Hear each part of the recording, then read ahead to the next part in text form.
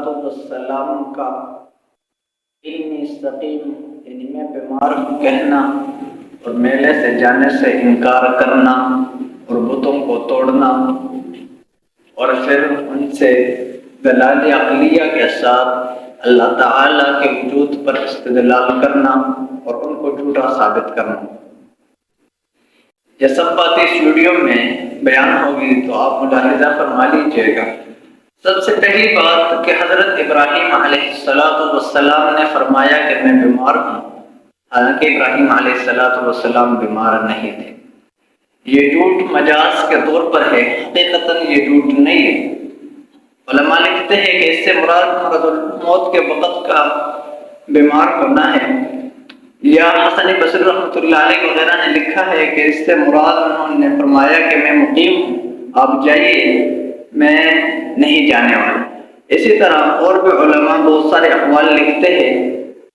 بہرحال خلاصہ یہی ہے کہ اس جھوٹ سے مراد حقیقتاً جھوٹ نہیں ہے، بلکہ یہ محض مجازی طور پر ہے۔ اس کے بعد جب لوگ گئے میلے پر تو حضرت ابراہیم علیہ السلام نے بتوں کی ایسی کی تیسی کر ڈالی، سب بتوں کو توڑ ڈالا اور آخر میں جو بڑا بت تھا اس کے کندھے پر کلہاڑا رکھ دیا، اور اس کے بعد وہاں سے چلے گئے۔ تو لوگ جب واپس لوٹے تو یہ عالم دیکھا کہ ان کے خداؤں اور دیوتاؤں کے ساتھ کسی نے یہ حشر کیا ہے، تو وہ اپنے زخموں کے تاب نہ لاتے ہوئے ڈھونڈنے لگے کہ کس نے کیا ہے۔ تو حضرت ابراہیم علیہ السلام کا پتہ بتایا گیا کہ ایک شخص ہے جس کا نام ابراہیم ہے، وہ ان کے بارے میں برا بھلا کہتا ہے، یہ انہی کا کام ہو سکتا ہے۔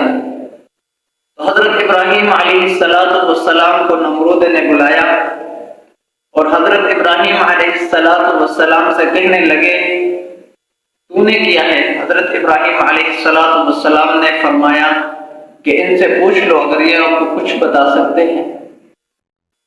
فَاسْأَلُوهُمْ هَذَا إِنْ كَانُوا يَنْطِقُونَ، اگر یہ کچھ بول سکتے ہیں۔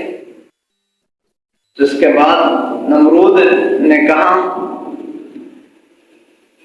وہ سب بے بس ہو گئے حضرت ابراہیم علیہ السلام کے اس جواب سے۔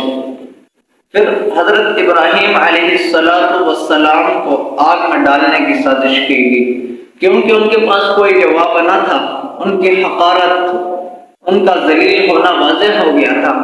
اور جب بھی کوئی دنیا میں ذلیل ہوتا ہے یا دوسرا اس پر غالب آ جاتا ہے تو وہ پھر اپنی طاقت آزماتا ہے، تو یہی کام نمرود نے